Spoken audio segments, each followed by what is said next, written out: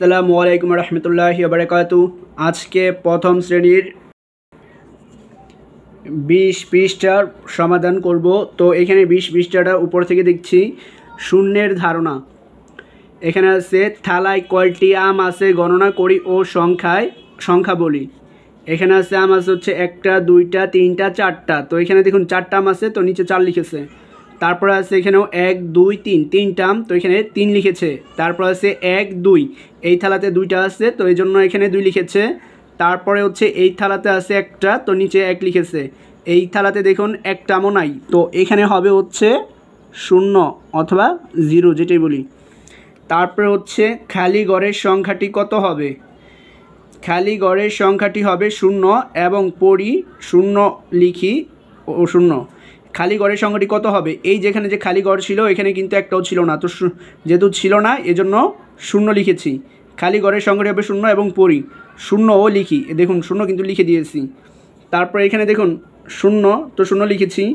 তো এখানেও 0 আছে, তো এখানে 0 লিখতে হবে, অর্থাৎ যে কটা থাকবে সেই কটা এখানে লিখতে হবে। যদি এখানে 5টা থাকতো তো এখানে আমরা 5টা বানান করে লিখতাম।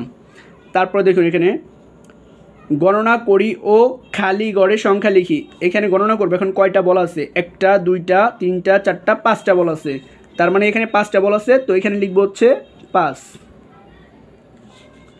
তারপর হচ্ছে এখানে দেখবো কয়টা আছে, 1 2 3 4 5 6 7, তো এখানে 7টা আছে, লিখবো হচ্ছে 7। তারপরে দেখবো এখানে কয়টা আছে, 1 2 3 3টা আছে, তো এখানে লিখবো হচ্ছে খালি ঘরে 3। তারপরে হচ্ছে নিচে যাব, তো নিচে দেখব এখানে আছে হচ্ছে 1টা 2টা বল দেওয়া আছে, তো এখানে লিখবো হচ্ছে 2। তারপর দেখুন এখানে কোনো বল নাই, তো যেহেতু বল নাই কোনো, তো এই ঘরে লিখবো 0। তারপর হচ্ছে এখানে বলা আছে হচ্ছে এই ঘরে 1টা 2টা 3টা 4টা 5টা 6টা আছে, তো এখন এই খালি ঘরে লিখবো হচ্ছে 6। তারপরে দেখুন শেষ। তো এটা হচ্ছে 20 নাম্বার পৃষ্ঠার সমাধান। তো এখন হচ্ছে আমরা 21 পৃষ্ঠার সমাধান করব। এটা হচ্ছে 21 পৃষ্ঠা। তো এখন আমরা উপর দিকে চলে যাব। তো উপরে এখানে আসছে ছবি গণনা করি ও খালি ঘরের সংখ্যা লিখি। তো এখানে 1টা 2টা 3টা 4টা 5টা 6টা কেক আছে, তো আমরা এই খালি ঘরে 6 লিখব। তারপর হচ্ছে দেখব এখানে কয়টা ফুল আছে, 1টা 2টা 3টা 4টা 5টা 6টা 7টা 8টা, তো এখানে যেহেতু 8টা ফুল আছে তো লিখব হচ্ছে 8। তারপর এখানে দেখব কয়টা ফল আছে, 1টা 2টা 3টা 4টা 5টা 6টা 7টা ফল, তো এই খালি ঘরে লিখব হচ্ছে 7। তারপর নিচে চলে যাব, এখানে চা আর চায়ের কাপ আছে হচ্ছে 1টা 2টা 3টা 4টা 5টা 6টা 7টা 8টা, তো এখানে লিখব হচ্ছে 8। তারপর হচ্ছে এই নিচে চলে যাব, এখন এখানে দেখব বিড়াল কয়টা আছে, 1টা 2টা 3টা 4টা 5টা 6টা 7টা 8টা 9টা, তো 9টা বিড়াল আছে, এখানে লিখব হচ্ছে 9। তারপর এখন দেখব নৌকা আছে কয়টা, 1টা 2টা 3টা 4টা 5টা 6টা নৌকা আছে, তো এই খালি ঘরে লিখব হচ্ছে 6। এটা হচ্ছে যে কয়টা ছবিতে দেওয়া থাকবে সেই কয়টা গুইনা তারপরে খালি ঘরে লিখে দিব। এখানে দেখব বাস কয়টা আছে, 1 2 3 4 5 6 7 8 9, তো 9টা বাস আছে, তো এখানে লিখব হচ্ছে 9। তারপর দেখব এখানে ফল আছে কয়টা, 1 2 3 4 5 6 7, 7টা আছে, তো 7টা লিখব। তারপর এখানে দেখব পেয়ার আছে কয়টা, 1 2 3 4 5 6 7 8 9 10, তো 10টা ছিল, এখানে লিখব হচ্ছে 10। পর আবার নিচের লাইনে যাব, এখানে দেখব আইসক্রিম আছে কয়টা, 1 2 3 4 5 6 7 8 9 10, তো 10টা আছে, এখানে 10 লিখব। তারপর আছে দেখব তাল আছে কয়টা, 1 2 3 4 5 6 7 8, 8টা ছিল, তো এখানে 8 লিখব। তারপরে দেখব এখানে কয়টা শাপলা আছে, 1 2 3 4 5 6 7 8 9, আমাদের জাতীয় ফুল হচ্ছে শাপলা, তো এখানে শাপলা আছে 9টা, তো এখানে 9টা লিখব। তো আমাদের এখানে তারপর নিচে আছে তোমার কয়টি খাতা কয়টা বই ও কয়টি পেন্সিল আছে তা গণনা করে বলো ও লিখো।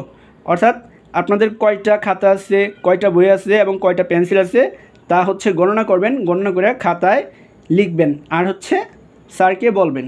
তো এটা হচ্ছে 21 পৃষ্ঠার সমাধান। এখন আমরা 22 পৃষ্ঠায় চলে যাব। তো এটা হচ্ছে 22 পৃষ্ঠা। তো এখন আমরা 22 পৃষ্ঠায় যাচ্ছি। তো এখানে আছে বস্তু বিভিন্নভাবে সাজাই ও সংখ্যায় লিখি, একটি করে দেখানো হলো।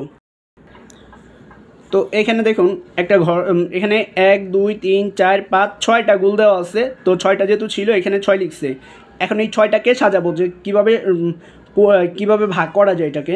তো এই পাশে দেখুন লিখছে বাম পাশে একটা তীর চিহ্ন দিয়া 1 2 3 4 4টা লিখছে, তার মানে এই পাশে 4টা রাখছে। আর যেহেতু এখানে 6টা ছিল, বাম পাশে লিখছে 4টা, আর এই পাশে আছে 1 2 2টা, তো 4টার 2টা করে হয় 6টা।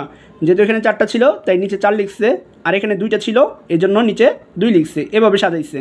এখন ডান পাশেরটা দেখব, ডান পাশে দেখুন এখানে 6টা আছে, তো বাম পাশে রাখছে এখানে 3টা, তো 1 2 3, তো এখানে 3টা যেহেতু রাখছে তো নিচে আমাদের এখানে 3 লিখতে হবে এই করে।